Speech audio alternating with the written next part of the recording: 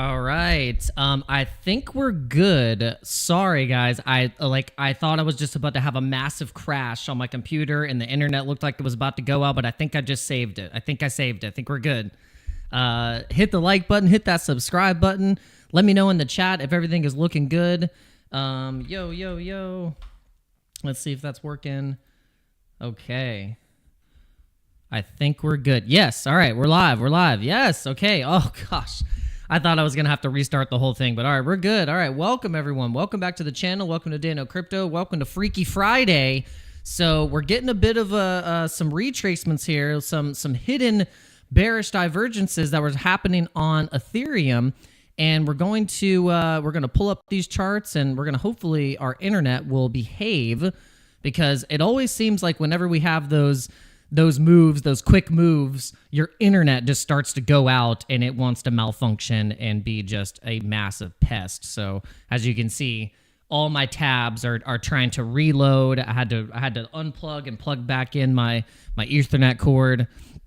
But yeah, we're gonna still continue to try and trudge through here. But I think it looks like our internet is still working. I don't know what the heck happened, but I just had like a massive crash, and I just had like no bandwidth. I don't know what happened. But I think it's good. It's just taking a minute, so bear with me, everyone. But the main topic of discussion today is Ethereum. Ethereum, I think, was always the key, and was something that we needed to pay attention to. And I think if we would have studied how the Bitcoin ETF inflows looked over the past year and a half, then we would know that this would be the same play that Ethereum was going to experience. And so with us doing this type of research and breakdown and macro analysis, we basically predicted this particular ETH run and knew that it was going to be through the catalyst of the ETF flows. And BlackRock was one of those entities, and also Fidelity and Bitwise, 21 shares. Definitely super bullish on the ETH ETFs. They have been scooping up Ethereum like crazy. So in one day, now we were talking about the $500 purchase, or $500 million of ETF flows, purchase power right here. Then we have 546. So just in one day, on the 16th, we had $726 million of ETH ETF inflows. Now, I was talking about this with Bitcoin, like comparing this with Bitcoin, and then seeing how it reacted with these types of inflows, and how that was basically that's the straw that broke the back of or however, whatever analogy you want to, that was basically the rubber band finally just popped and was like boom, and we started to get those flows and liquidity into Bitcoin, which retail was never going to push Bitcoin to all-time highs. Like, we have this kind of misconception that retail it was the reason why, okay, yeah, things are starting to pump now, but we forget that the thing that actually moves markets and moves, these coins, and it's really the exchanges, and it's the whales, and it's the institutions now that are in this market, and it really shows by the level of adoption through, basically things going on chain. We got, stocks being tokenized, real world assets being tokenized. And we also have these companies that are starting to buy Ethereum, buy Bitcoin, add it to their treasury. We have a couple of things in terms of the news and different companies to pay attention to, and who are accumulating and actually benefiting from these cryptocurrency prices being bullish. But let's give you the example of how Bitcoin ETF flows have looked and how the price of Bitcoin has correlated with this. It's been pretty apparent that when they start to pony up and start to inflow over 100, 200 million in a day, and that's just from one ETF, which is the OURBIT, which is the BlackRock, but then you think Fidelity is inflowing just as much, 324 million on the same day, 237. They're kind of matching BlackRock on some days selling, but for the most part, I mean, they're still inflowing, but BlackRock has been the biggest. So this is where I look at that and I go, man, and just look at how well Bitcoin has performed. And now we can see with Ethereum basically getting those same ETF flows. And I was saying for weeks and weeks that, okay, I know it looks like crap. I know that it's like a million, sometimes even zero. They weren't, but it just didn't look like anything was happening. But I said, just give it some time. And then this is what is actually going to send Ethereum to new all-time highs. But what are we wanting to focus on, knowing that when we get Ethereum to all-time highs, what coins are going to start to pump? Well, we've noticed a few different things happening. They're not all pumping at the same time, but they are choosing a specific day. Whales are choosing specific days where they're flowing into this thing. And gosh, I mean, what other cryptic message would you like to have from Binance that they're about to list the people's Bitcoin, the ticker Bitcoin, the Harry Potter Obama Sonic 10 Inu? Said Team Gryffindor forever unless it's Team Binance. And I mean, come on. They're giving all the signs right now. And I said, get in the car, Harry. And then we have old Chris Martin basically spoiling the fun for that CEO. Oh, the way that I'm sure you guys have seen it. It's impossible now to not have seen this because the internet never sleeps and it never lets anyone get past a blunder. And that CEO from that company, got caught. His reaction was hilarious. It's like, bro, just own it up. Just all you had to do is just be like, okay, yep. But he was like trying to duck and roll. He about jumped off the balcony. So it's just like, if you got caught on camera, you just own up to it. But they were about looked like they got hit with the flashbang. But okay, so yesterday, look at this green candle for Harry Potter Obama Sonic 10 Inu. Now, why are we showing you this candle?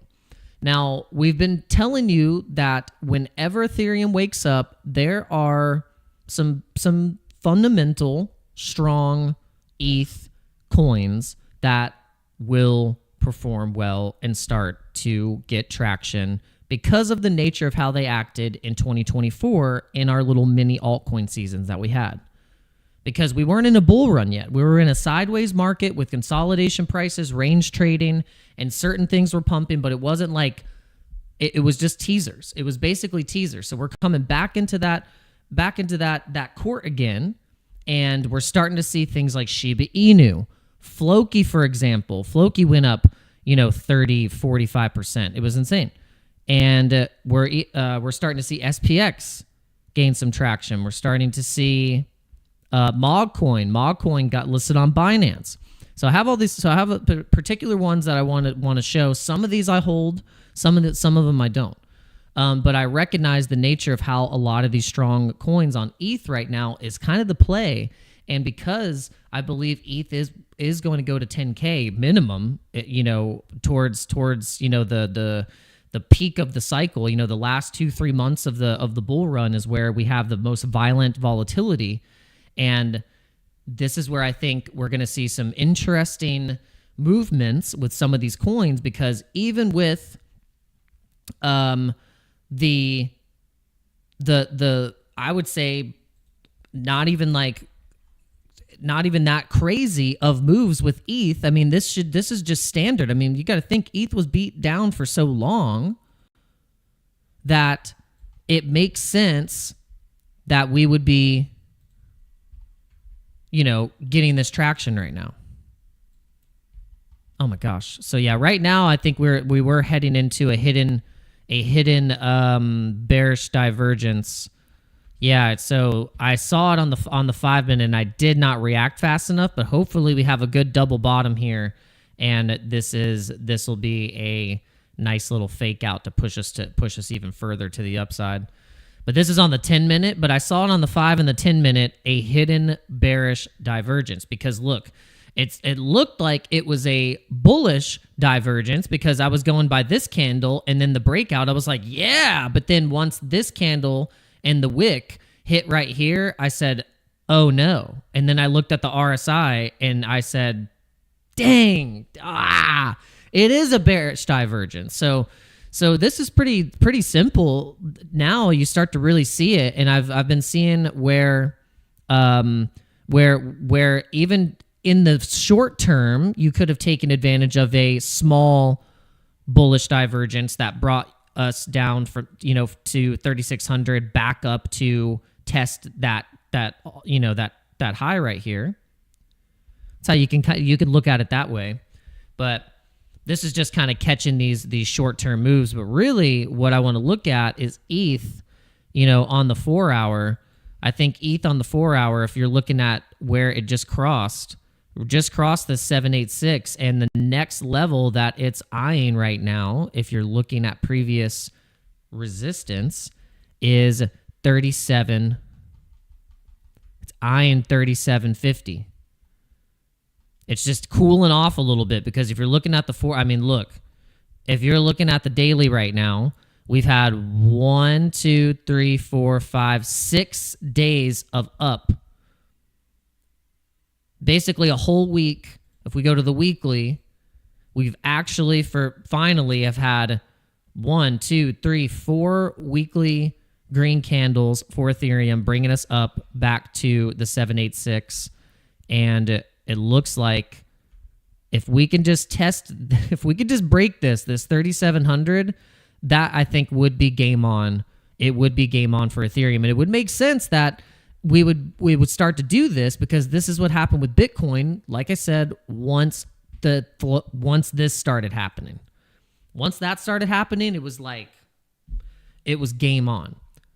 So if you're wondering why some of these coins like Harry Potter, Obama, Sonic 10 Inu are pumping, or things like Pepe, look at the charts. The charts are very similar in the momentum runs of when when we're in ETH season and Bitcoin dominance starts to go down. You see it.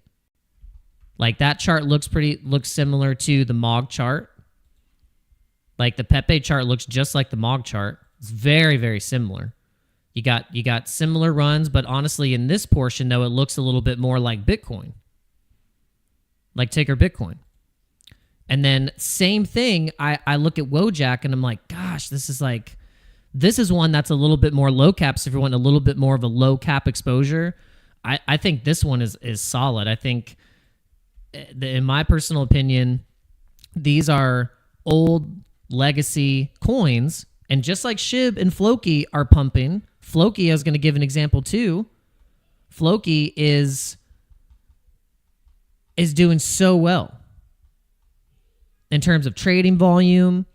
It did 30%, just like ticker Bitcoin just did. So we had a couple coins that just really, really dominated, and yeah, we're starting to see some traction. But right now we are seeing some volatility. We're starting to see some cool off, because like I just mentioned too, we've had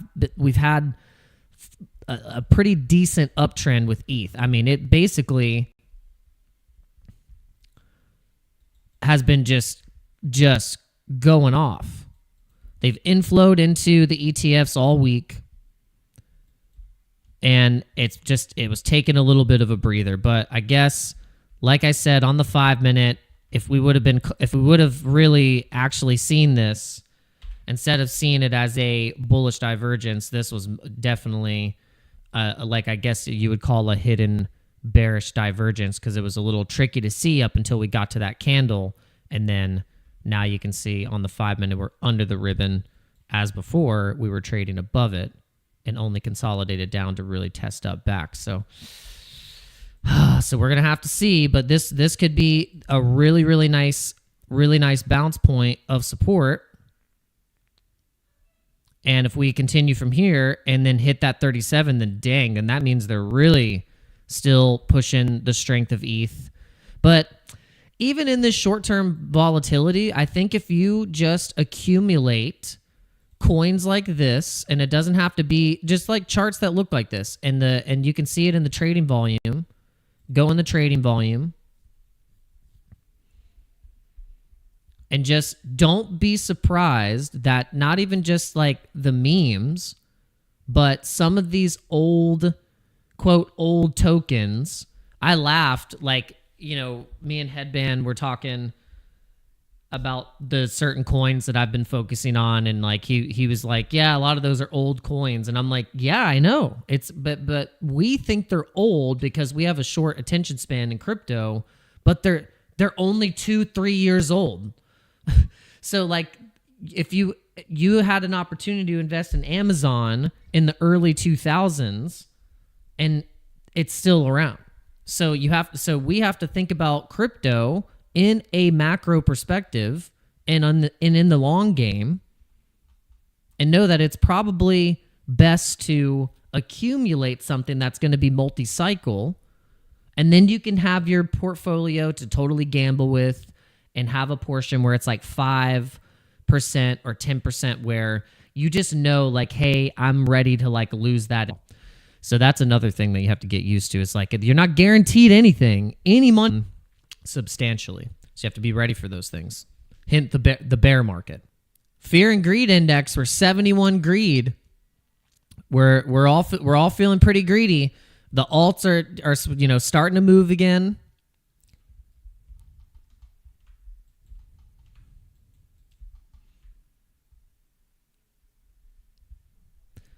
All right.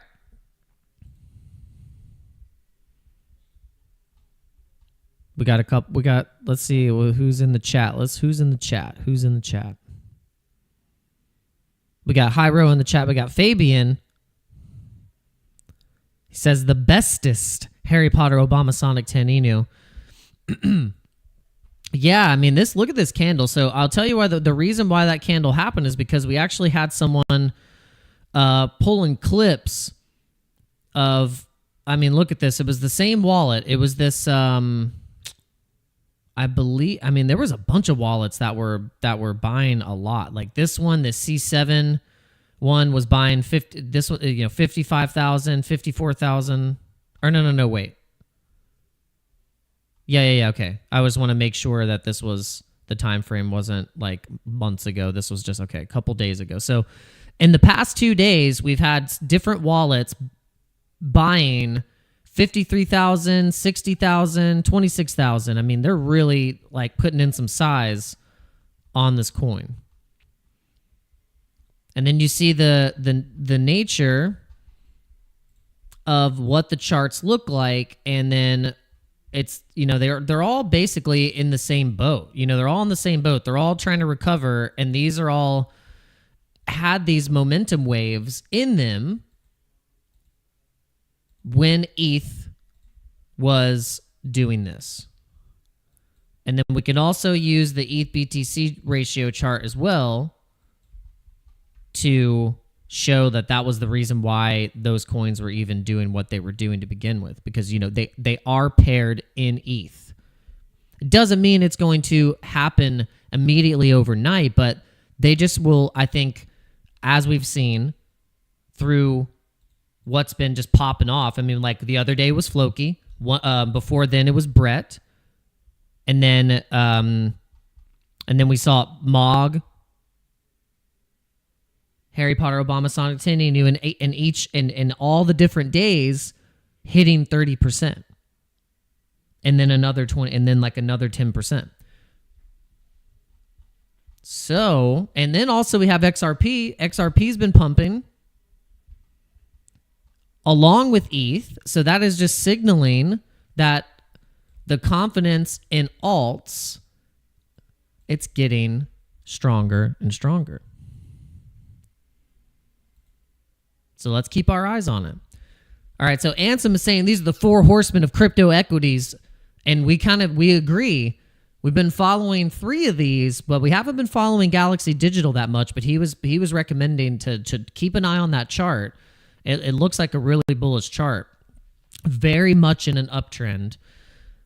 So yeah, we added that to the list. We put it on the charts. But yeah, so Circle, Robinhood, Coin, Coinbase Global. It's the only. Well, actually, this is still true. They're the only crypto exchange that has a crypto only focused exchange that has a stock on the stock market, like publicly traded. But now we have a different type of entity that is crypto, which is this Circle Internet Group, which they now have their IPO. And remember, this thing launched at $60. Basically, the IPO price, like where you could trade it, I think was between $65 and $70, and now you see it at $251. So I think it's cooled off a little bit, but then it's still continuing to grow. So I mean, the amount of money that is being invested and just like circling around these companies, pun intended, just like with crypto focused business, it's pretty substantial. All right, so let's see. And speaking of all of that stuff, this all ties in with the regulatory clarity, with the Clarity Act. We got the Genius Act. We got the the stablecoin bills. All these things. So they all passed. So let's see what this lady, this Caitlin Long. Let's see what she thinks about it. But your question about Bitcoin is really interesting because I've always thought stable coins are an on-ramp to Bitcoin. And as people get used to the notion of digital money and wallets as opposed to accounts, like we have at a bank account at a bank or a securities firm, we're going to have a wallet with digital money. And as long as you can go back and forth relatively easily, which is what we're working on with Vantage, then all of a sudden that's going to make Bitcoin and other digitally native monies more intuitive for folks to use. The user experience is going to get better and better, feel more and more like online banking. But the thing is, why would I ever want to use my Bitcoin if it's going to appreciate in value, right? That's Gresham's law right there. The good money doesn't get spent, it gets saved, and the bad money is what gets spent like a hot potato. You just illustrated it right there. This is one of the big drivers, of course. When I saw the big, beautiful bill pass and allegedly Doge was going to cut $2 trillion of spending, and then it got cut back to 1, and then it was 500 billion, and now they're fighting over 9 billion in the Senate last night. Yeah. We're just not going to cut back spending, and all of that is really positive for hard money assets like Bitcoin and gold and real estate and some of the other plays that are defenses against long-term inflation. We don't have to get into a So the point that she's trying to make is like, we're just going to keep continuing to spend and increase the deficit. But what it's going to end up going into is, like she's saying, it's real estate. But real estate, I think it's because the nature of the real estate market and how a lot of the investor properties, investment properties, people that are doing Airbnbs, people that got into a mortgage and now are ended up regretting it, they're seeing that they're either having to lower the prices on their house, and this is causing also they're listing the house for sale because they're trying to get out of it, and it's causing a influx of supply. So then what it is lowering the overall value in the market of these homes. But then there's also people that are listing them for over value of what the market value is, because they're wanting to basically not lose money, or they're wanting to make sure they're getting some type of profit, and they're not actually adjusting to what the real market value is, which will eventually come in, but it's not going to come in probably full force until Q1 of next year, where then the market will finally actually be at true value, and some of these people will have to just adjust, and the market will adjust it, because then there will be less houses on the market. Then there will be a better ratio of people either wanting to get into real estate. So that's one thing. So there'll probably be a pretty good opportunity for real estate next year. So if that's what you're wanting to do, but then honestly, to give you an example, real estate in terms of what the cost benefit is and the risk to reward ratio, there's a lot of risk in having real estate because you have repairs, you have all these different costs, so you have property taxes, you have all these things, insurance, housing insurance. It's all these things that you don't actually tally up truly to get the real number of what you're actually getting as a profit or what you think is the asset. It's really more a liability. So the other example that she gave was like gold, commodities, hard assets, good money, hard money, which has now become Bitcoin. And then now the hard money that is also DeFi and smart contracts, which is Ethereum. And then you can go as far as going down and be like XRP, the XRP ledger. You can keep going down the line and say SUI, the layer 2s, all those things. Whatever's going to be minting and using these stable coins will have probably, hopefully the coin will pump. That's what you hope, but it's not still guaranteed, but I think if we get that institutional adoption, like with what we've used the example, like who's minting stables on what, Solana has been just crushing it with getting a lot of stable coins being minted, and also on Binance Smart Chain and also on Tron. I mean, you think Tron's got 81 billion. If you actually really want to, still Tron dominates the space in terms of stables against Ethereum. So this is kind of where my head's at with with all that. So let's see also what the SEC chair Paul Atkins is praising the historic Genius Act that passed as an important passage as important for United States innovation. And so let's watch this little quick clip. Framework for digital assets. It was real debate within the House this week because many of the Republicans want to ensure that there is not a central bank digital currency. How do you see things? Well, I'm glad that they are addressing the issues and are moving forward. So I look forward to having them sign the Genius Act. I think that will be an important step forward for the markets and for innovators and for conducting payments in the financial system. Thank you, Maria. It's great to be.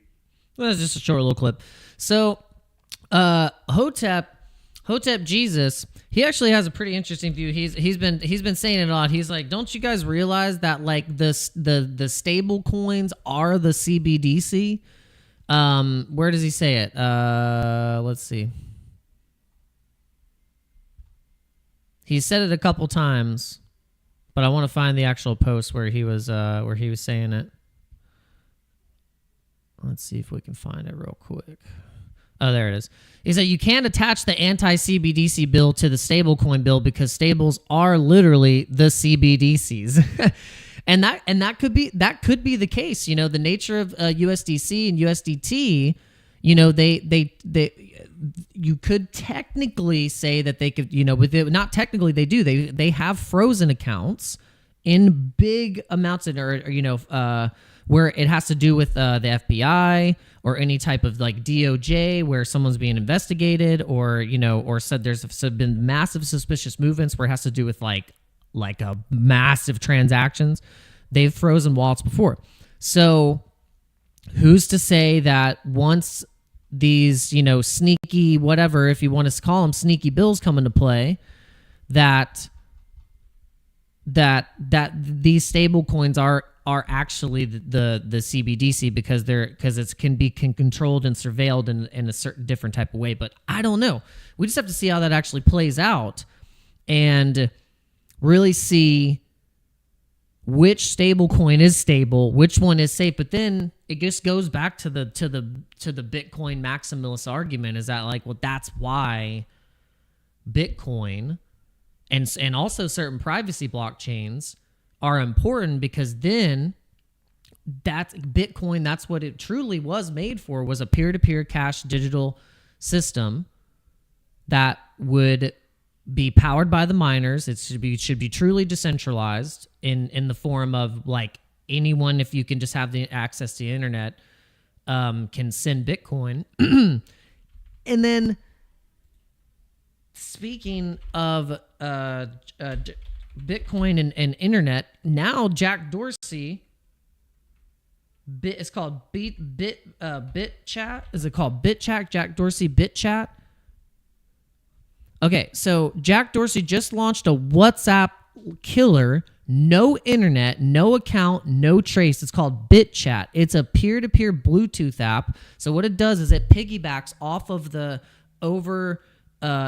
of Bluetooth connectivity. So what it does is it connects and rabbits off of Wi-Fi signal, but then also off of Bluetooth signal. So it combines both of those networks and is able to, almost like a walkie-talkie pinging system, you can send messages encrypted with no cloud, no gatekeepers, just encrypted chaos. Big tech built the cage. Dorsey just handed you the key. Pretty amazing. So yeah. So I was just seeing this the other day. This is pretty crazy. Like this is next level. What do you guys think about this? And have you seen this yet? Because I gotta repost this because this is just yeah.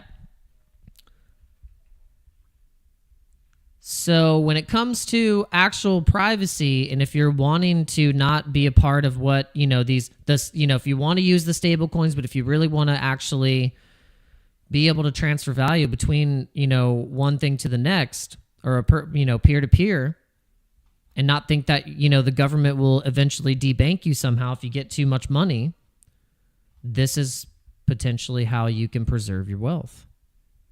And that's the Bitcoin maxi, argument, is why you would just want to be just mainly heavy Bitcoin.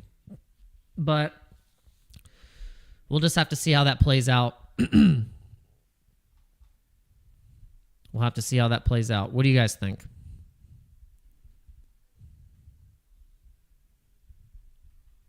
What do you guys think? Let's see. What happened? Oh, was that... Oh my gosh. X did not... Oh man, it didn't start streaming?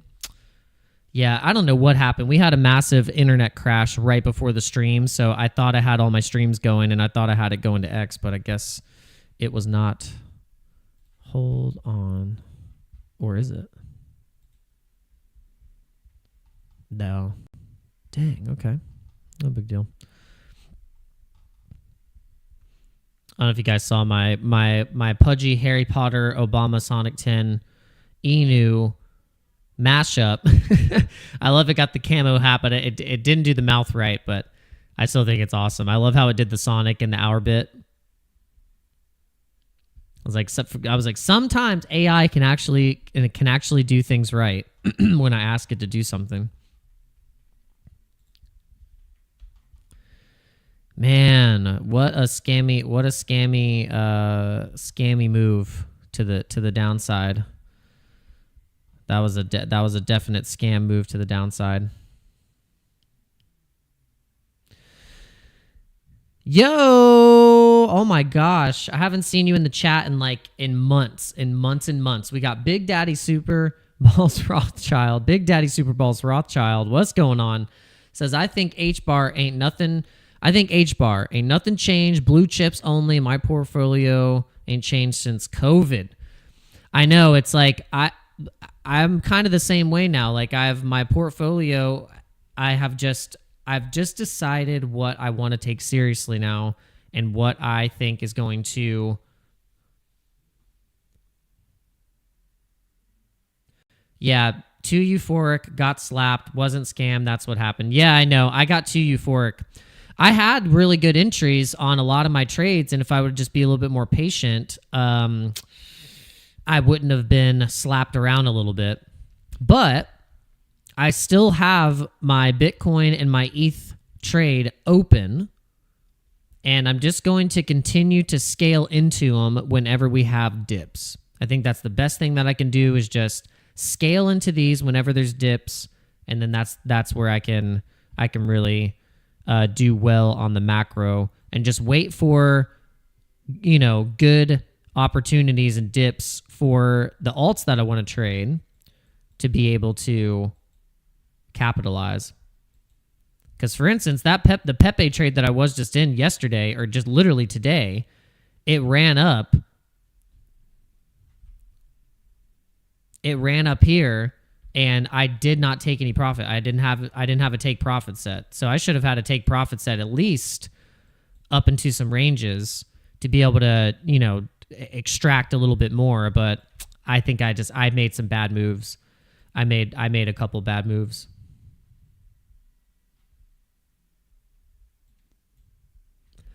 I made some bad moves. But you win some, you lose some, you live to trade another day. It's no big deal. But I'm just happy that I at least have solid entries. My average entry on my Bitcoin long is 111,000, and then on ETH it's 3,100. So I am pretty happy about that. So with the ETH trade, if we're going to look at the ETH trade, I think depending on how far this is going to consolidate down, because it could do something like this. You know, we could just hit right back down into support here, and then I would look at 3,400 as a good scaling option. The liquidation price for the ETH long break even price is at 1,000. No, that can't be right. Yeah, I don't know why it says that. That's totally wrong. The estimated liquidation price is at 31.45. 31.45. So if I'm looking at 31.45, that's like,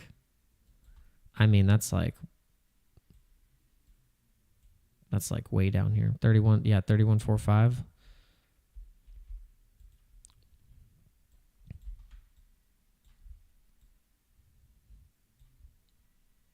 So yeah, I would just look for scaling into it. Even if it continues to come down here, I would still be pretty safe. I think, because it's safe to say we're in an uptrend. We're in an uptrend, and so if I draw this trend right here, it could. So okay, all right. So here, okay. So if I want to be neutral, and not be like, oh, it's, you know, because this is a good place to be. This is a good place to be. Is just neutral. I'm neutral bullish. But I think that ETH has a good chance that it could test this trend here. And all it does is just bounce and hit this trend line real quick. Quick test, a flush of leverage. It's just like a flush of leverage pretty much. And yeah. That seems pretty fair. That seems pretty fair. And if we were to pull the high from the high to the recent low here, the 0.382,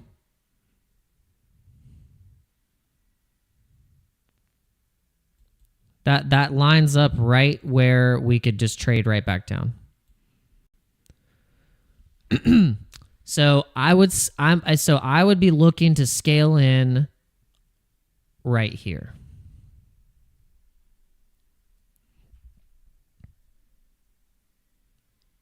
Yeah. Bitcoin, I think is in a good spot where I could scale in right now. I could scale in at 115. We could look at the leverage. 12-hour leverage, and say, okay, 115, there's not a lot of liquidity. They've already liquidated a lot of the longs that came in and were like FOMO trading into 120. So look at all the action up here.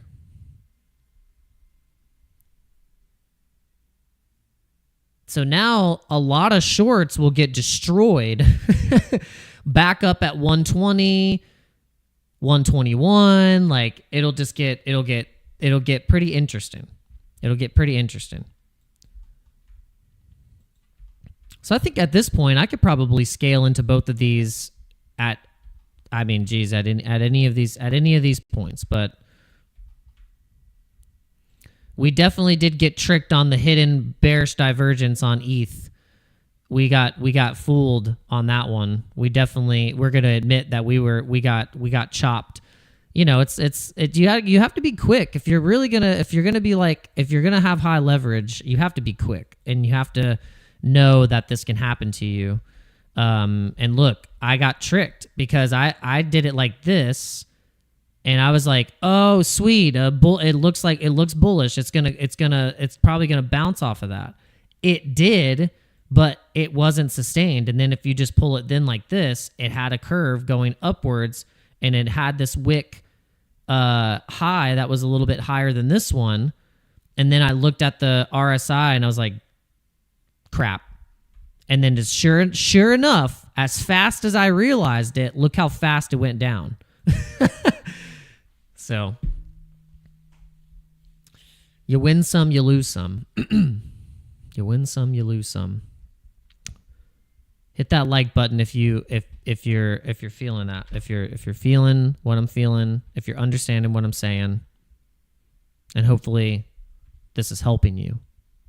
Because when you see those patterns, you can be like a ninja and react and not be caught off guard or be surprised by what you are seeing.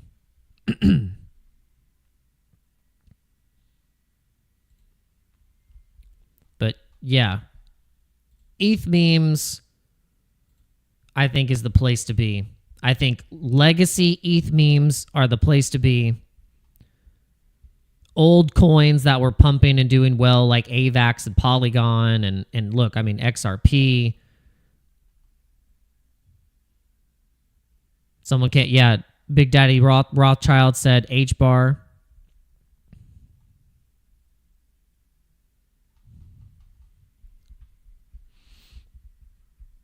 Could be just these the old coins, man.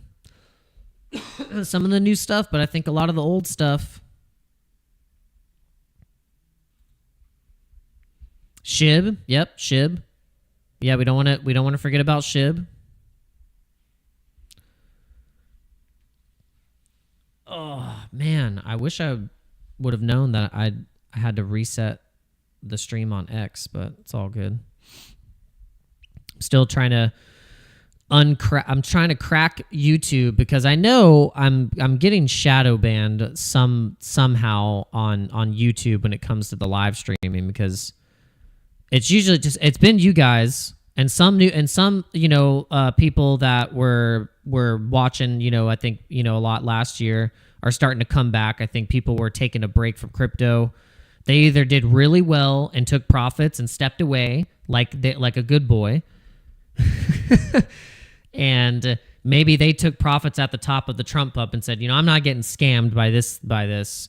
And then they just stepped away. Now they're coming back. Or they got bamboozled like we did. And they're just like, ugh. But either way, we're glad you guys are here. But yeah, YouTube is definitely shadow banning, doing some weird stuff. But that's it. But that's okay.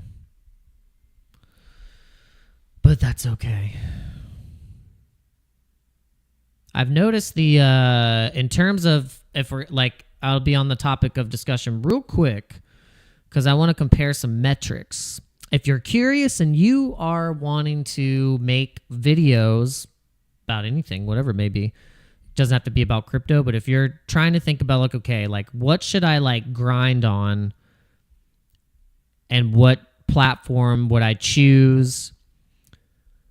So I've noticed that the video content is starting to, and I'm using my example with crypto, so I don't know how it would be if you're talking about a completely different subject. YouTube might treat the algorithm and what your content is a lot better than they are crypto content, because it's just a fact, like crypto content is not their favorite. It's not something that they push in front of a bunch of people.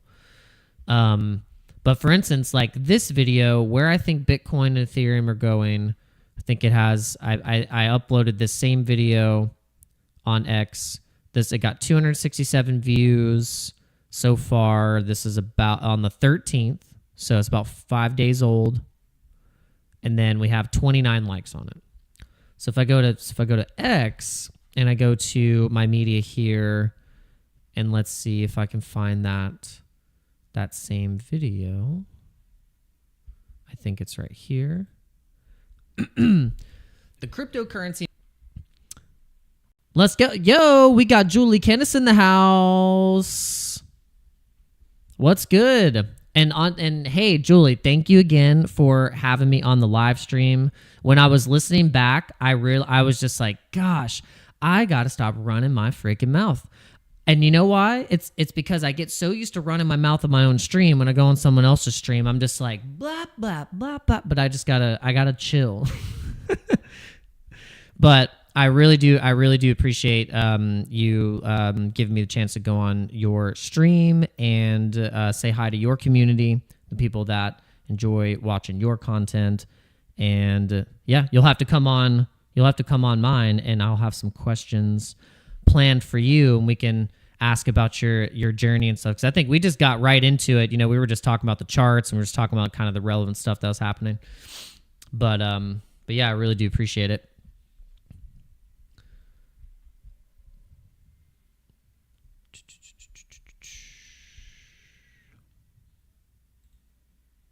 Okay, so metrics. So this video got 760 views. I posted it at the same time because I like to do that. I like to put, like, if I'm gonna make a long form video, because this one was like 27 minutes long. I'm gonna post it on X. I'm gonna post it on Rumble. I'm gonna post it on YouTube, and I'm gonna see which one is gonna perform the best. And out of all of them, I got 8 comments. I got real 8 comments. I got 16 reposts, 33 hearts, likes, and yeah, 760 views. So definitely a big difference of uptick in terms of the metrics here. So I don't know, Julie, if you've been looking at that yourself and kind of seeing how your content is comparing in terms of views, and like if you're getting extra followers, subscribers. I love tracking this stuff because, like, right now, you know, this is 5 days old, and I've gotten 6 new subscribers from it, but also estimated revenue is a little bit higher than normal for just being up just a couple days when it comes to, like, you know, the monetization of it. But yeah, pretty interesting. All right, let's keep going through some of the stuff that I wanted to talk about. Eric Espino, it's at Dano Crypto 904. That's pretty much like my tag for everything. I think even on YouTube, if you go to my channel, I think it's like at Dano Crypto on YouTube, but then all the other handles, like the X handle or Telegram and stuff like that, it's at Dano Crypto 904.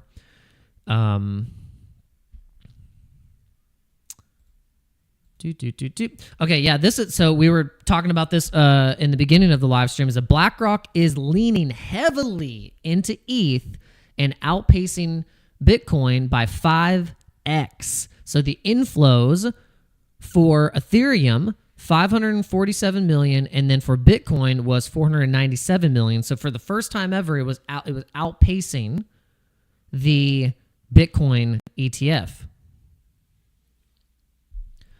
Oh, what's that? Oh, there's one that is called Dano Crypto 777. Oh, yes, that was my backup. That's my backup account because this one got banned, and I didn't know if I was going to get it back. So I had to just make another account. So that Dano Crypto 777, that one is just like, that was like my reserve account just in case. But I finally got this one back. So then I started to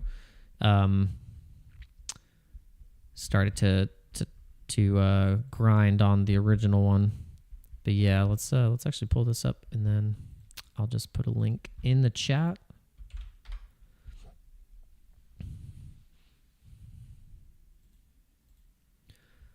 So yeah, look at this. Woo! Yeah, they're coming in hot. They're coming in hot. And so this was the price call on the 16th. I was like, look, ETH is just like ready to go. It's blasting off, and it went right there. So you guys got to be following me because, I mean, sometimes I'm right. Okay, and then you're wondering, how does the cryptocurrency market actually increase in value with no retail coming in? Well, it's because the bank reserves are turning into stable coins, and so turning the bank reserves into stable coins will unlock $3.5 trillion of trapped liquidity currently stuck inside the Federal Reserve System. So there's all these different bank reserves that are. It says the bank reserves are currently useless. Less than 100 billion are needed weekly to handle the entirety of intra-district settlement flow across the 12 reserve districts. There's 12 Federal Reserve banks across the United States that issue into different sectors of the United States. But then what's going to happen is, like, I guess this is all just going to be, it's all going to end up on chain somewhere. And that's why all these bills are being pushed through, so then they can do it. They can do it, legally with the framework. They know what district is, or what entity has the jurisdiction to control this and that, and that's why this is all happening. And then all the while all that's happening, we're focusing on something as well, which I think is a little bit more important. Pepe is the biggest layup of your life right here. I'm screaming at you through X right now. This is uncharted levels of beach ball underwater suppression. Just like, it's basically hours away. And I kind of agree. And I just have that thesis with across all strong Ethereum meme coins, is that it's basically just going to be like a beach ball underwater that is just bound to go flying. Bound to go flying. Total cryptocurrency market cap trend line up at the upper band, I think, is going to get hit, which is going to be that in the end of the year, we could have basically a 15 to $20 trillion total cryptocurrency market cap. And you think that you're insane. You'd be like, you are absolutely insane. But no, I'm not. I'm not that insane to think that, because if you look at the weekly chart of the total cryptocurrency market cap, we are in a long extended since 2021 of the last bull market in a massive cup and handle. What do cup and handles do? Well, they tend to break out. What do they break out? The depths of the cup. So whenever you do this and you start to do these measurements, and we're going to do it right now, we're going to give you the price here. If I can pull it up, where the heck is it? No, where the heck is it? I need price line, price range. Yes, price range. Okay, from the bottom here. And that's really interesting because it's almost matched as like the same depth of the cup percentage rate of Bitcoin on the weekly was 222%. So do the same thing. You do the depth of the cup, 222%.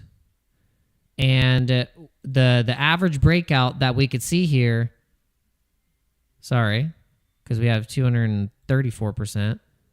We do 234. So look, 6 trillion average breakout. We're sitting at 3.8 trillion. So just the chart gonna go up, as Cryptos R Us George would say. The whole market gonna go up, and it's gonna be really great. But it's just still gonna have volatility. I mean, you don't want it to. The beauty of volatility, if you think about it, guys, think about it. We always want prices to go up, But we would never want them to go up overnight because you would have regrets. You'd be like, I didn't buy enough. I didn't do enough. Now I don't have enough time to be able to do what your plan was. Because this whole thing about investing is about having a plan that goes through all these cycles. It goes through where you have to figure out what you're really going to care about and what you're going to hold, what you're studying. Like what I'm doing right now is like studying the crypto total market cap and correlating it with how it looks with gold. How did gold perform? Well, it broke out like crazy out of this pattern. How has Bitcoin been performing? Well, it's been breaking out of this same pattern. If you're looking at it in a macro scale on the weekly, you can see that this is also driven by what we just talked about the stable coins and the stablecoin legislation and where these stable coins are going to be minted. They're minting on chain. What chains are doing it? Well, as you can see, we have Tron, Solana, Binance. We got Base, Arbitrum, Avalanche, Apto. Say, if you're wondering why Say was pumping so much, is because they were chosen by a state in the United States to have stables minted. This could continue to happen with all these different chains. And that's how you end up getting this value of 7 trillion just from the total 3, which is at 1 trillion. So this is how you can just say, man, this is so amazing that you can look at this and say, okay, I still have time. I still have time to accumulate because it hasn't ran up like crazy just yet. We will get pullbacks and will give us an opportunity, especially look, and this is what's great too. You look at these charts, and I'm just using these as great examples of like, man, like you could still, and you know, money and size in the market is really like, it's not about the percentage. I mean, like people are, you know why people want 100x so bad? Because they only have $100. Rich people accumulate and compound, and then they have a big, like $100,000. And then what do? They use 50, 60K, or even just the whole thing, and start earning dividends or smaller runs of interest and gains on a bigger amount of money. Why do you think the trenches are gambling on the runners and trying to turn $50 into that? Because they only got $50. So if you think about it this way, if you have a good coin, whether you think it's Mog, Pepe, Harry Potter, Obama, Sonic, Teninu, Wojak, it's the amount of money you're willing to put in and risk for the potential upside of the coin. And all it takes is you having to wait and be patient to get to the points where we've been in a euphoric run with Ethereum, or just a little bit of strength.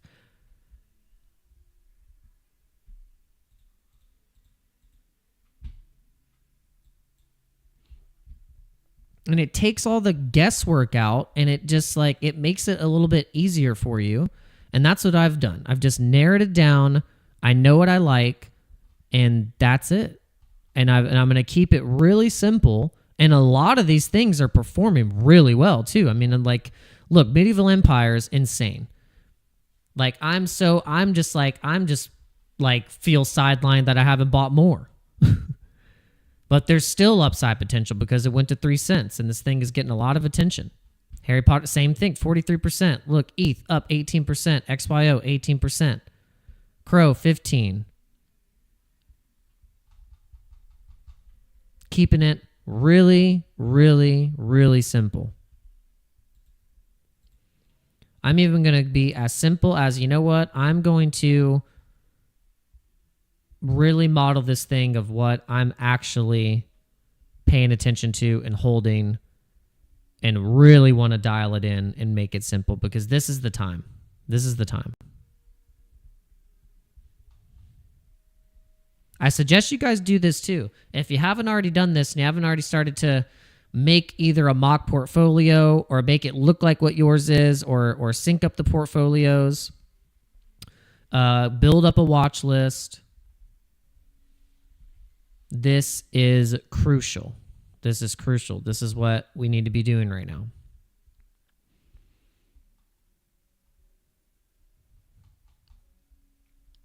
Yeah. This is what we need to be doing right now. It's very important. All right. I'll be right back. Give me just a second. Here's a word from our sponsors.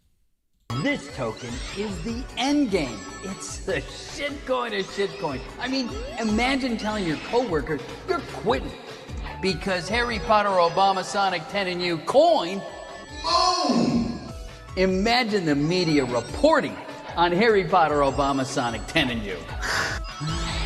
Ticker is Bitcoin, breaking 1 billion market cap. Now, unless you hate money, go ahead and visit HPOSNI.com. Thank you very much.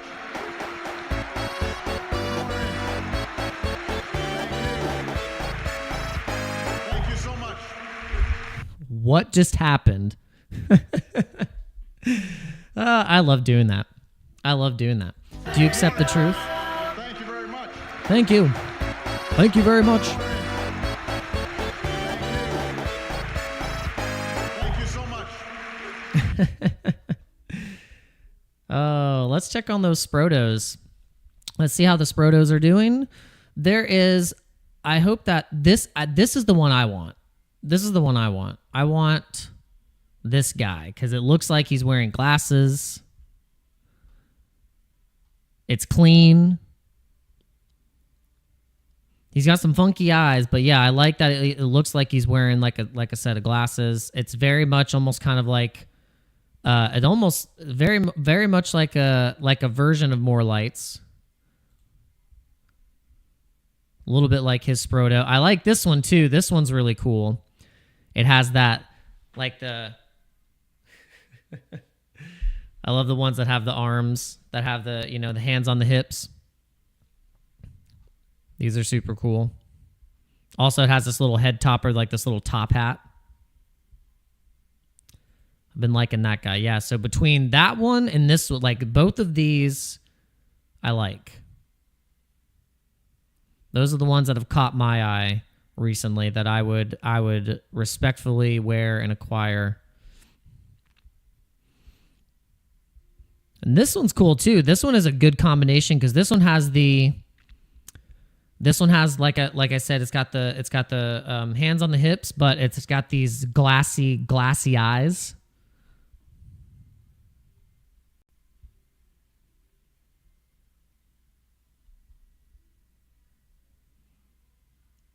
And I do apologize for my speed of internet. Something has been happening. It's just I got rugged really bad right before I started, and I had to literally, right as I was triggering everything, I had to unplug my Ethernet cord. John316, shout out to John316, says I'm buying some ETH.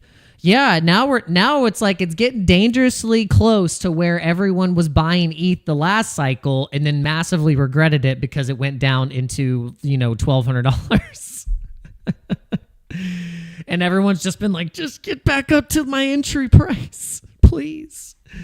So, but I think that Ethereum, I really do believe this, that it's like the nature of Bitcoin. Bitcoin was at for $3,000, $4,000. It was at that price before, and look where it's at now. And I've been laughing at the XRP price predictions though. Those have been crazy. I've been like, okay, everyone, calm down. Calm down with the XRP predictions. This one is hilarious. What is this one? This one is great. This one's like it's like,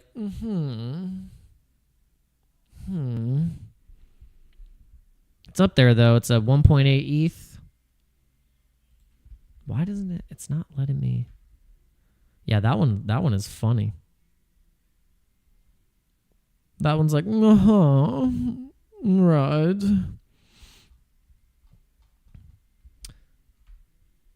Yeah, I feel like I'm getting rugged again. I feel like I'm getting rugged again by my internet. Okay. Is this happening like I think it's happening? Are we bouncing off 618 here? Or are we going to the 382?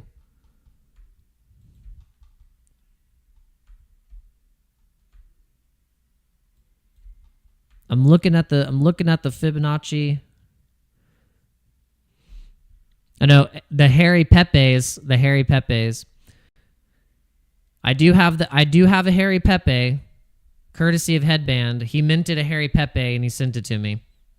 And then when I had it as my profile picture, I got called out by the person who had the real Sproto. And he was like, "What the hell is this thing?"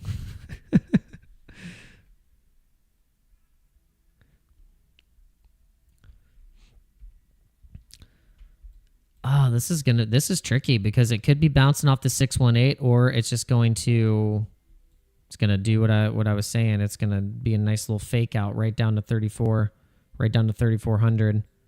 But scaling in here or here doesn't matter. I think anywhere in this region right here would be okay to scale into the trade, because I'm pretty confident that this would be a good bounce zone anywhere from here to here to continue the momentum to the upside. But now it's looking like it's kind of starting to get away, starting to go. And if that's the case, then Pepe would be probably doing the same thing, and I'm going to be like, "Whoa."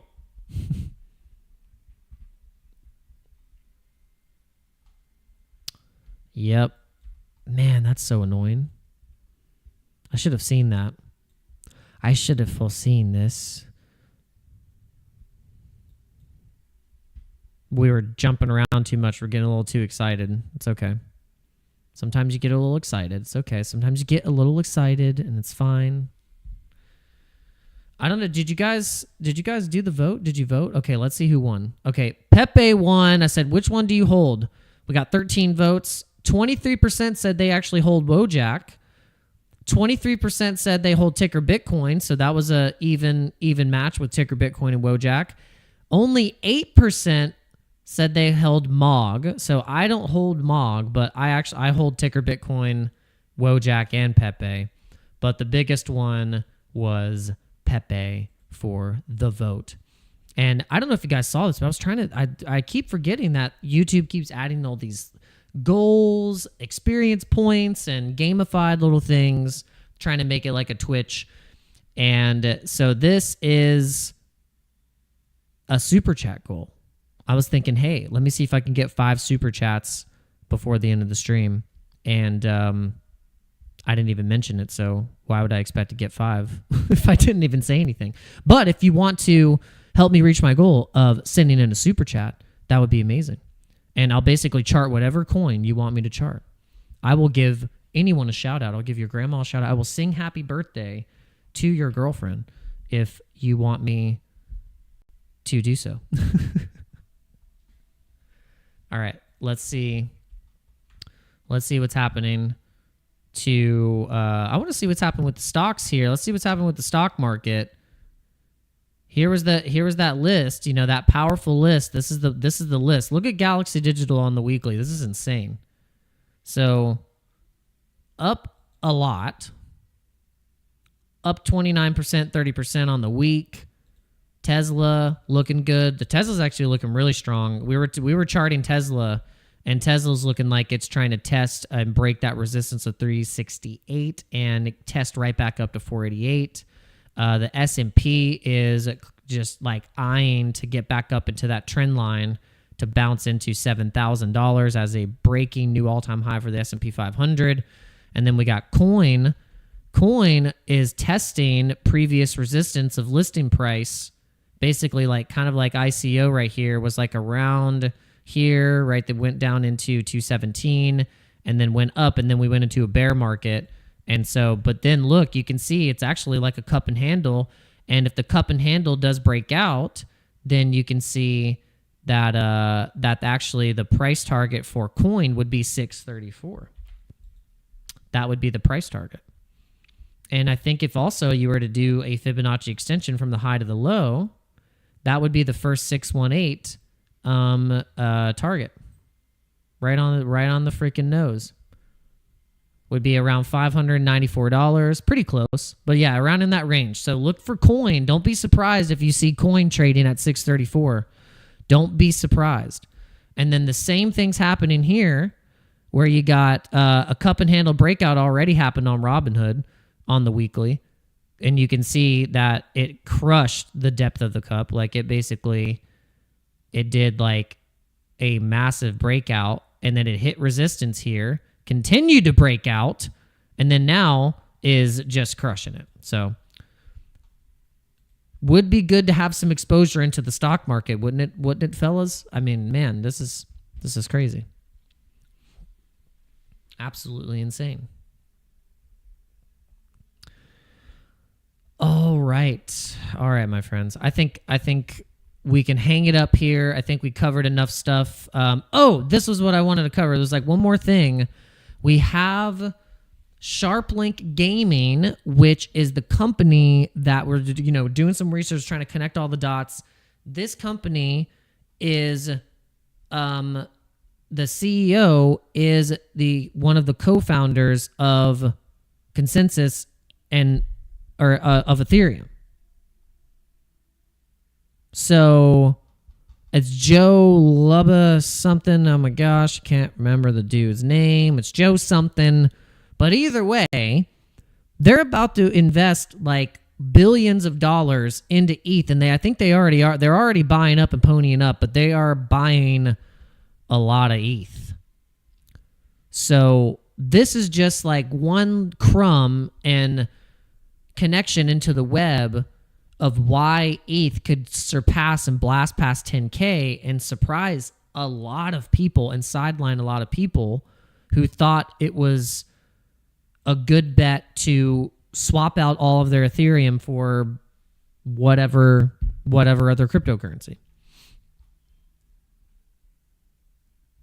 I think this is going to be a very interesting next 6 months. And also a very interesting quarter 1 and quarter 2 of 2026, because then we're going to really see how strong our portfolios are and what was really, truly the best thing to hold. And that is going to be where you're going to see a lot of people disappear. And that's just a fact. You're going to see a lot of people who are loud and just like saying all this stuff and how we're so sure of themselves. And then when it gets to that point, you're going to see a lot of people disappear. And they're not going to be anywhere to be found. And then you're going to notice that the people that are here still will either own up to where they were wrong and tell the community and say this was the truth and this is what happened, and we'll break it down together. Or also you'll be on the side of that you can like, hey, we were in the right place. We were in the right coins. We maybe made a couple mistakes, but we got like 80% of it right. But we're going to make sure that we're here during those times and we won't disappear. So just letting you guys know that. Because there are going to be some things that we get wrong, but there's going to be some things that I know that we'll get right. Dang it. And right now, with the way that I've been looking at the markets and been analyzing this thing, and I have my macro thesis on how things are happening and where the money's flowing, looking pretty dang good so far. So I'm confident. But it's also a risky game. This is not some like where you can just be guaranteed that you putting in money into this market that you're going to be rewarded. So that's also thing that we have to realize. But it's worth the risk. It's more risk not having exposure in this game than there is being in it. So just always remember that. Always remember that it is more risky not taking a risk and not having exposure into investing. So figure out what your plan is. Figure out what coins you're going to really actually pay attention to and narrow it down and stop messing around. Like, just pick your coins. Keep it down to a list of like 10. This is the best advice I can give you. It's not financial advice. It's just my opinion. But from my own experience, that if you narrow it down, you will be able to trust yourself more to then put size into it. So then you don't have 25 bucks into 100 coins. No, you have like a few thousand in dialed in coins and narratives that you've been watching and you've been seeing the money flow. And you're like, all right, I feel good about this.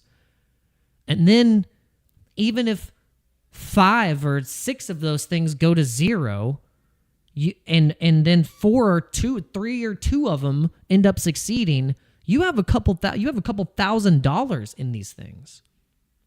Whatever it is, whatever your goal is, you want to get 2,000 in a coin, 3,000. You want to be like, all right, I got 10 coins and I want to get this much in each one. Because then when you do the math, and now you have the beauty of going in and looking at these charts and saying, okay, well, if that's the case and ETH was able to push this thing, like for instance, Pepe or Harry Potter Obama Sonic 10, Mog, Wojak, whatever it is, and now we're going to get ETH ETF like flow, institutional adoption, ETH all-time high. These coins haven't seen an ETH all-time high. These coins have not seen an ETH all-time high. I'm going to keep getting louder. These coins have not seen an ETH all-time high.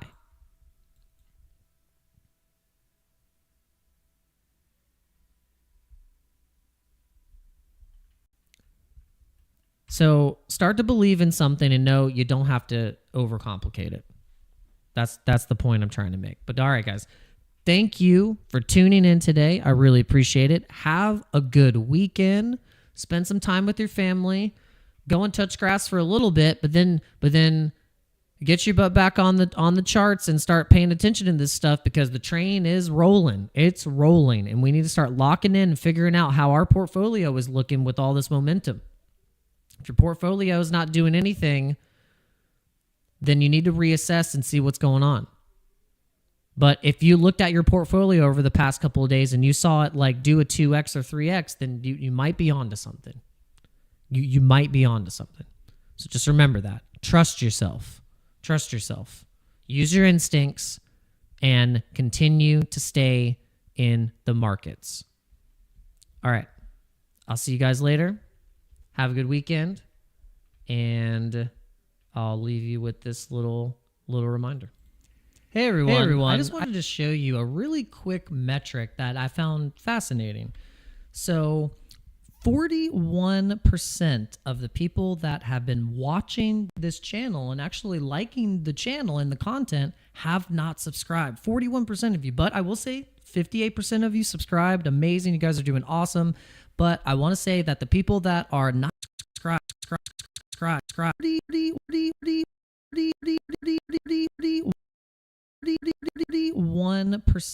of